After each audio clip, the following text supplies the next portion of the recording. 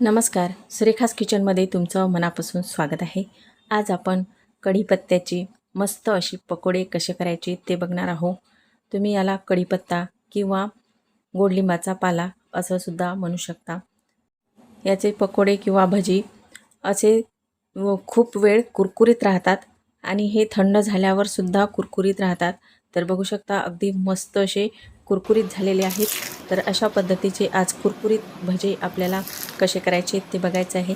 माझ्या चॅनलवर तुम्ही नवीन असाल तर माझ्या चॅनलला लाईक, शेअर आणि सबस्क्राईब करायला विसरू नका. इथं मी मूठभर असं कढीपत्त्याची पानं घेतलेली आहे. अशा कढीपत्त्याच्या दांड्या घ्यायच्या आणि ह्या स्वच्छ धुवून कोरड्या करून घ्यायच्या आहे. तर ह्या आपण बाजूला ठेवून घेऊया. तर इथं मी एका भांड्यामध्ये 2 वाटी बेसन घेतलेलं आहे. यामध्ये 1 चमचा आपल्याला तांदळाचं पीठ टाकायचं आहे. तांदळाचं पीठ टाकल्यामुळं भजी किंवा पकोडे मस्त कुरकुरीत होतात.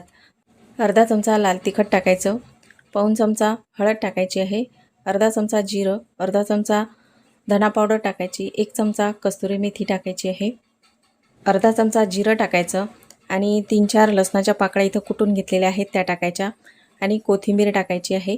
चवीपुरतं मीठ टाकायचं आणि हे सर्व आपल्याला एकत्रित असं मिश्रण हे मिसळून घ्यायचं आहे. त्यानंतर यामध्ये थोडं थोडं पाणी टाकून मस्त याचं आपल्याला एक पातळसर बॅटर बनवायचं आहे. तर अगदी थोडं थोडं पाणी टाकायचं आणि याच्या पूर्ण गिठोळ्या मोडून घ्यायच्या आहे.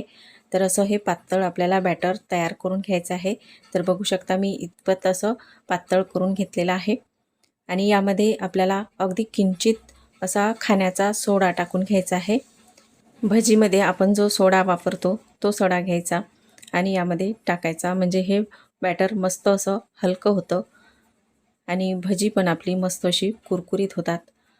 आणि आता एक पान घ्यायचं आहे पूर्ण हे कढीपत्त्याचं, यामध्ये बुडवायचं आहे आणि गॅसवर मी आधीच तेल गरम करायला ठेवलेलं आहे. तर आपल्याला त्या गरम तेलामध्ये हे पान आपल्याला सोडून द्यायचं आहे. तर इथं तेल मस्त गरम झालेलं आहे. तर या गरम तेलामध्ये आपल्याला हे कढीपत्त्याचं पान असं सोडून द्यायचं आणि हे मस्त दोन्ही बाजूनी लालसर रंगावर तळून घ्यायचं आहे. तर अगदी कुरकुरीत अशी ही भजी किंवा पकोडे असे तळून घ्यायचे.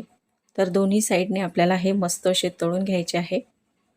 तर बघू शकता अगदी मस्त आणि सोपी रेसिपी आहे.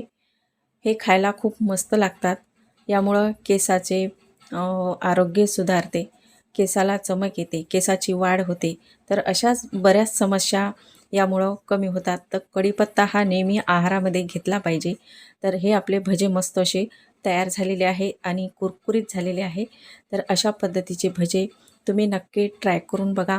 बघू शकता तुम्ही मस्त असे कुरकुरीत झालेले आहेत आणि दिसायला पण हे खूप छान दिसतात आणि खाताना सुद्धा सर्वांना खूप आवडतील, इतके चविष्ट होतात. तर अशा पद्धतीची कुरकुरीत भजी तुम्ही पण नक्की ट्राय करून बघा आणि असेच नवनवीन व्हिडिओ पाहण्यासाठी माझ्या चॅनलला सबस्क्राईब करायला विसरू नका.